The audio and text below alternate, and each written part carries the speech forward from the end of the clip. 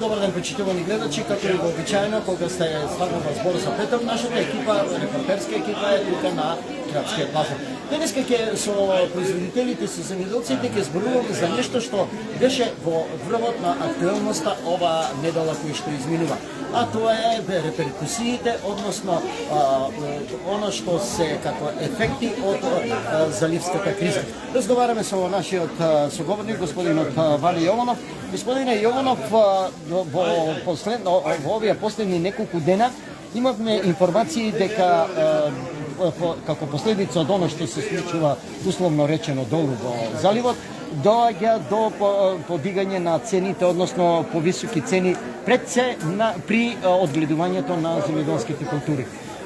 Ѓубрето велат дека е поскапено, орањето велат дека е поскапено и најнормално некој ќе се запраша, граѓаните ќе се запрашаат, има ли промени во цените на производите кои што, ете сега можеме да ги видиме на вашата тезга, и ако има промени, на кои производи? Вака се да кажеме дека не знам колку проценти не сме рачунали, војната влијае на цените, и тоа јас ќе кажам една работа. Повеќе време сум тука, така да имаше производи и ланската година, кога немавме војна, беа тука некаде стично.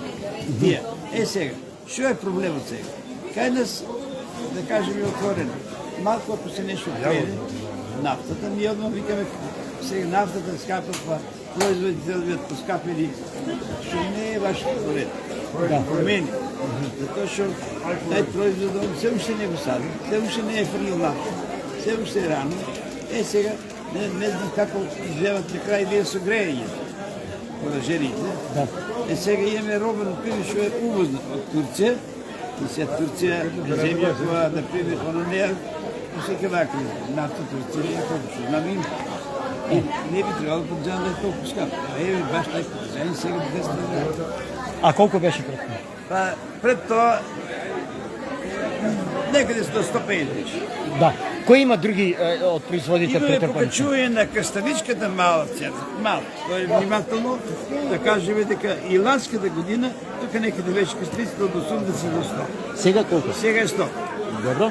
Други некои исто така од производите? Цени кои други? Сега ќе кажеме тикничката, таа беше до некаде, па и 220 беше.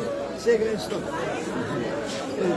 Да. Имаме се уште цени, да речеме, портокалот е увозен, а цената се донезнар.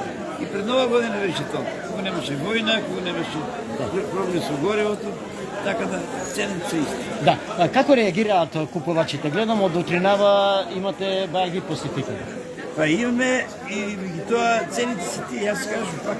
Но како реагираат тие, ако ќе им кажете дека доматот од 150 е 200, како реагираат?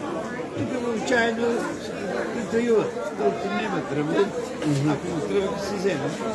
Што е со овие зелестите производи? 80 дена на Испања.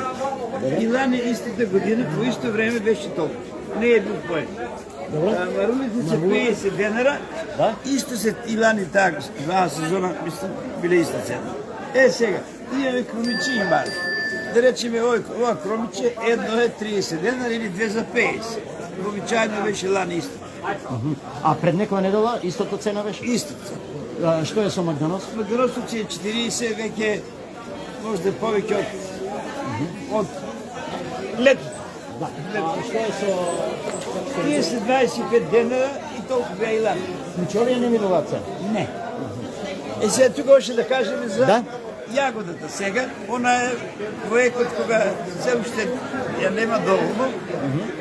Меѓутоа и таа не е многу поскапена. Еве се едно канче од 600 грама кошта некаде околу 130.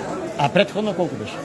Беше 200. На почетокот кога немаше војна. Значи имаме обратно сега и паѓање на цени. Да. Само јагодата го бележи тоа или не? Јагодата, крушата е, крушата сега поевтина. Колку е поевтина? Беше 150, 140, сега друго 120 мислам, јас читак. Добро. Други нема. Нема други. Добро. Околу пиперите малку да кажам. Да, ајде. Пиперите речеме сега секоја година се били ваа сезона.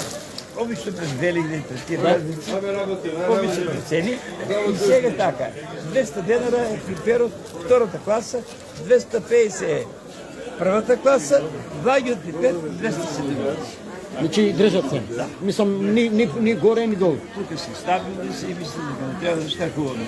Ја ги пошакам на моите устрии да внимават пред се од каде купуваат. Така, благодарам. Еве, почитувани гледачи, веќе сигурно имате некоја по-конкретна, по-јасна слика, ценовна слика за тоа што се нуди на тезгите на градскиот пазар.